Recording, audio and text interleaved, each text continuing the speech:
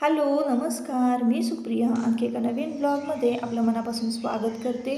तुम्हाला आजचा दिवस सुखाचा, आनंदी आणि आरोग्यदायी जावो. तुम्ही जी काही स्वप्न पाहिली असतील ती सगळी स्वप्न तुमची पूर्ण होत.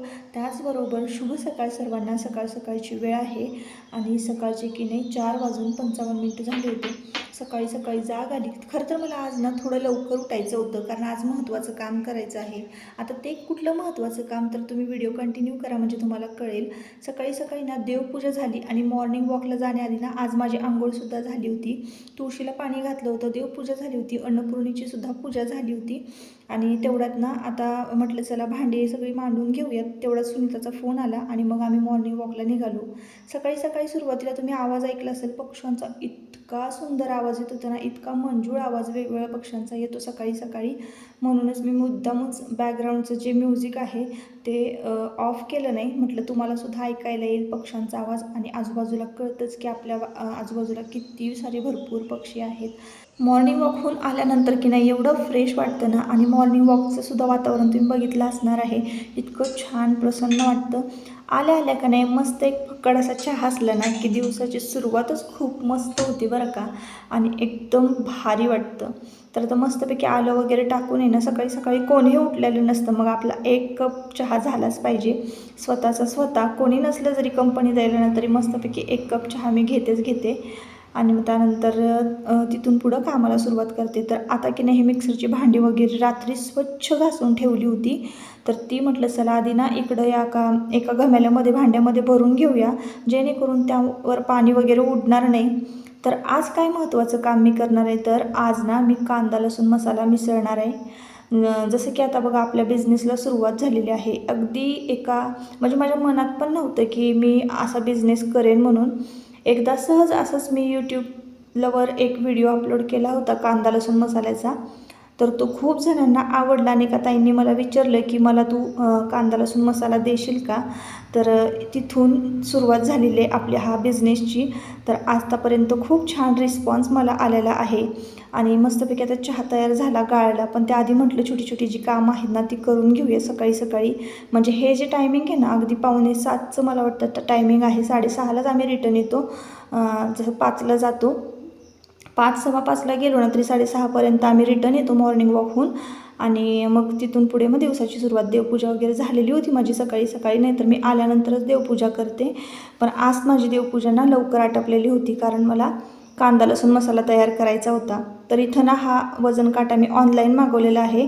प्रोडक्ट टॅग करते, तुम्हाला जर पाहिजे असेल तर डिस्क्रिप्शन बॉक्समध्ये त्याची लिंक आहे. आणि त्यानंतर हवं ना, म्हणजे कसं दिवाळीला आपण फराळ वगैरे करतो तर छोट्या मोठ्या गोष्टी आपल्याला मोजाव्या लागतात. त्याच्यासाठी आपण कुठं सारखं बाहेर जाणार आहे किंवा कुणाकडे मागणार आहे. म्हणून हा छोटासा वजन काटा मी ऑनलाईन मागवला होता. तर अगदी 5 किलोपर्यंतचं वजन याच्यावर आरामात होतं. आणि ह्या वजन काट्याचा ना मला भरपूर म्हणजे वापर झालेला, उपयोग झालेला आहे कांदा लसूण मसाला बिझनेस चालू केल्यापासून. अजून खूप सारे बदल मला या बिझनेसमध्ये करायचे आहे, पण रिस्पॉन्सही खूप छान आहे. तुम्हाला जर माझ्याकडून एकदम फ्रेश आणि म्हणजे कुठलंही केमिकल मी वापरत नाही, अगदी घरगुती पद्धतीनं अस्सल घरगुती पद्धतीनं मी हा जो मसाला आहे कांदा लसूण मसाला तयार करते. आणि आमचं जे तेल आहे ते सुद्धा खायचं चांगलंच आहे. जेमिनी तेल वापरते मी. आणि सगळं जी प्रोसेस केलेली असते ना ती अगदी तुमच्या डोळ्यादेखत केलेली असते. तर खूप दिवस ना मी कांदा लसूण मसाल्याची रेसिपी शेअर केली नव्हती. एक व्हिडिओ मी डिटेलमध्ये तयार केलेला आहे. तुम्हाला जर घरी तयार करायचं असेल ना तर मी त्याची लिंक डिस्क्रिप्शन बॉक्समध्ये देते. तो व्हिडिओ तुम्ही नक्की जाऊन बघा, कारण या व्हिडिओमध्ये मी काही एवढं डिटेल्समध्ये सांगणार नाही आहे. तर 7 पावणे 7 वाजले होते आणि मला ना लसूण घ्यायला जायचं होतं. आमच्याकडे ना भाजी मंडई सकाळी सकाळी 5 वाजल्यापासून असते बाजार समिती, तर तिकडे जायचं होतं. आणि त्याआधी आता बघा नणंदबाईंचा आज ना नणंदबाई त्यांच्या सासरी जाणार होत्या. 2-4 दिवस झाले त्या आल्या होत्या.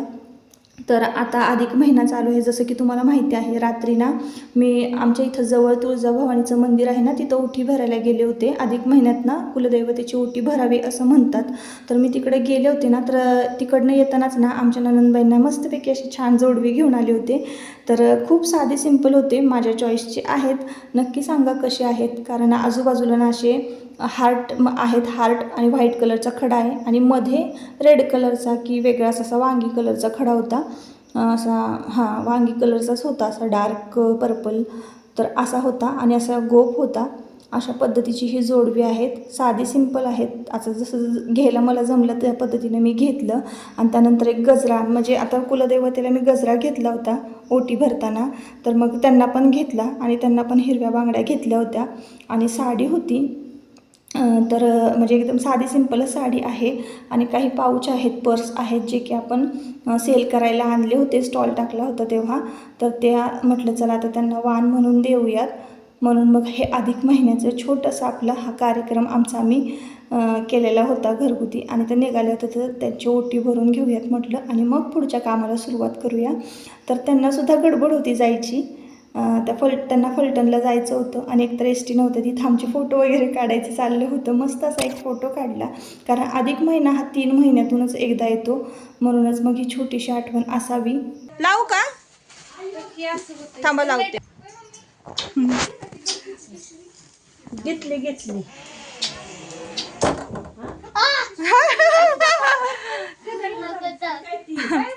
तू जातो का? उद्या येतो. तर सकाळी सकाळी ना त्यांना गाडी असते तिकडे जायला, नाहीतर मग त्यांच्याकडं गाड्या मिळत नाहीत जायला फलटण साईडला. तर म्हणजे सकाळी 8 नंतरच गाडी असते. नाश्ता वगैरे झालं आणि त्या पण निघाल्या. त्यानंतर त्यांनी का नाही इथं अनारसे आणले होते.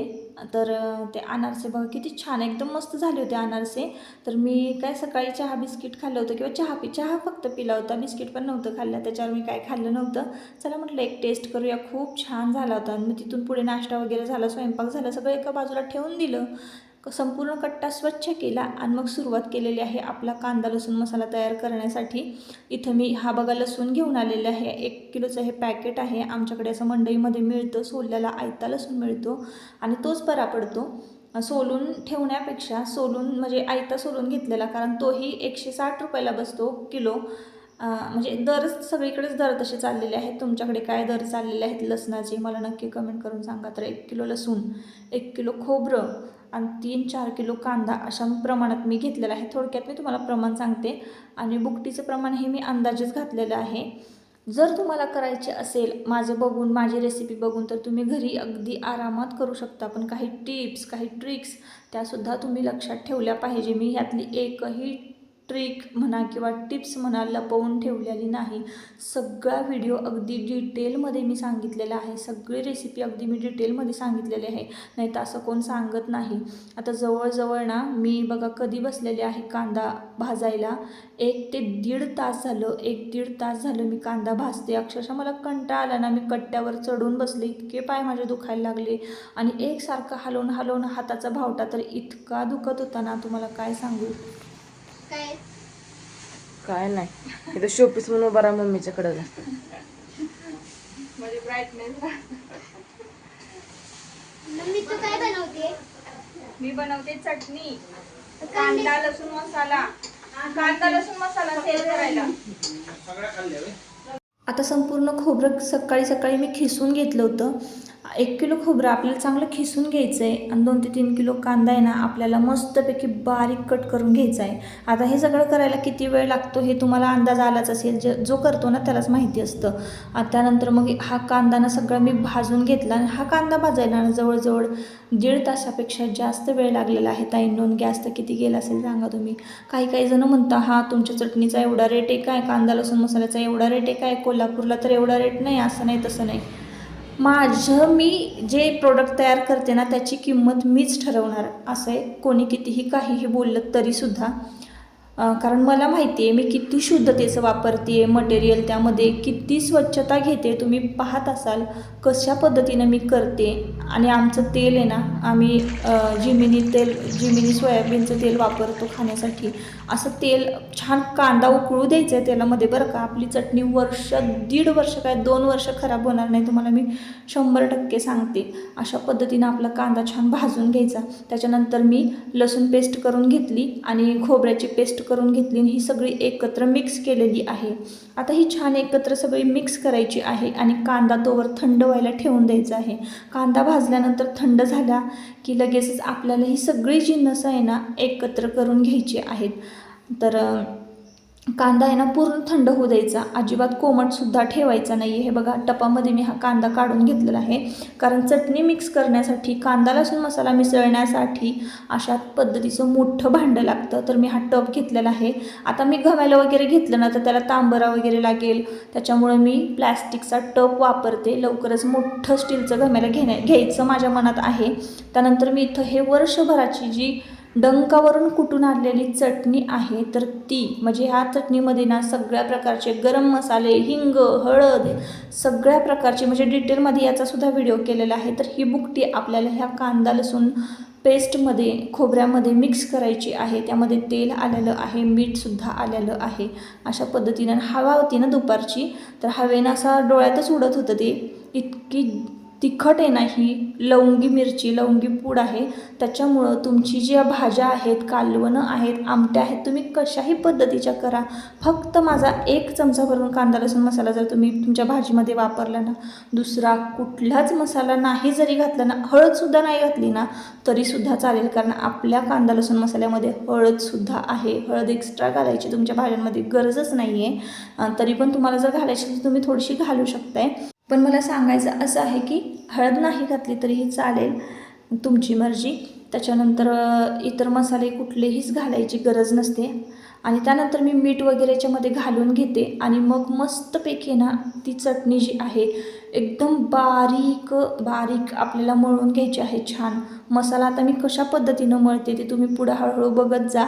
त्यानंतर बऱ्याच ताई ज्या आहेत त्या मला म्हणतात, ताई तुम्ही ग्लोव्ज का नाही घालत, ताई तुम्ही म्हणजे तुमच्या हाताची आग नाही का होत. तर होते, खूप होते ताईंनो. पण काय सांगू तुम्हाला, मी ग्लोव्ज घातले ना की ते ग्लोव्ज सतत खाली खाली सरकतात आणि मला ते अजिबात आवडत नाही.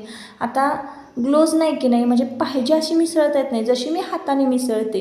तुम्ही सांगा ग्लोव्जनी मिसळण्यामध्ये ती ग्लोव्जवरनं प्लॅस्टिकवरनं सारखी ती घसरत असते ती लाल तिखट मसाला, आणि मग तो व्यवस्थित असा मिक्स होत नाही, व्यवस्थित असा एकजीव होत नाही. आणि मग ना मला काही कम्फर्टेबल वाटत नाही, त्याच्यामुळे मी काही ग्लोव्ज वगैरे घालत नाही. हां, त्याच्यानंतर आहे ना मी पीठ वगैरे लावून हात धुवून घेते. मग आपली म्हणजे मग कमी होतो त्रास जरा, पण होतो. आता मला सवयच झालेली आहे, मी कितीतरी बॅचेस कांदा लसूण मसाल्याच्या काढलेला आहे. आत्ता हा जो मसाला आहे ना, मी म्हणजे व्हिडिओ तुमच्याबरोबर जो शेअर केलेला आहे त्यातलं फक्त 1 किलो मसाला राहिलेला आहे. बाकी संपूर्ण जो सगळ्याच्या सगळा सेल झालेला आहे ताईंनो. तुम्हाला जर अजून पाहिजे असेल ना तर नक्की सांगा, मी फ्रेश बॅच काढते आणि तुमच्यापर्यंत हा मसाला पोहोचवणार आहे. तर तुम्ही बघू शकताय कलर, स्ट्रक्चर तुम्ही बघू शकताय किती छान झालेला आहे, एकदम टेस्टी. तुम्ही नॉनव्हेज केलं ना तर बोटं चाटतच राहाल, इतका हा मसाला टेस्टी आहे. तर चला मग आता या व्हिडिओचा इथंच शेवट करते. आता खूप झालं सगळं, म्हणजे तुम्हाला मी पाहिजे असं सगळं डिटेल्समध्ये सगळं सांगितलेलं आहे. मसाला, कलर तुम्ही बघताय, अजिबात कुठलंही केमिकल नाही, अगदी नॅचरल गावरान पद्धतीनं आपला हा मसाला तयार केलेला आहे. तर चला मग आता या व्हिडिओचा इथंच शेवट करते. परत आपण पुन्हा भेटूया नवीन एका ब्लॉगमध्ये. तोपर्यंत तुम्हाला हा ब्लॉग कसा वाटला आणि मसाला कसा वाटला, आवडला असेल तर स्क्रीनवर नंबर देते, नक्की ऑर्डर करा आणि माझ्या ह्या छोट्याशा बिझनेसला सपोर्ट करा. हळूहळू हा बिझनेस मी वाढवणार आहे. अजून काही लिगली डॉक्युमेंट्स तयार करायचे आहेत, तुमच्यापर्यंत पोचवायचे आहेत. चला तर मग असा होता आजचा व्हिडिओ. तर तुम्हाला आता परत पुन्हा भेटते नवीन एका व्हिडिओमध्ये. तोपर्यंत स्वतःची काळजी घ्या, मजेत राहा आणि आपल्या व्हिडिओला लाईक करा आणि चॅनलला सबस्क्राईब करा. चला बाय बाय.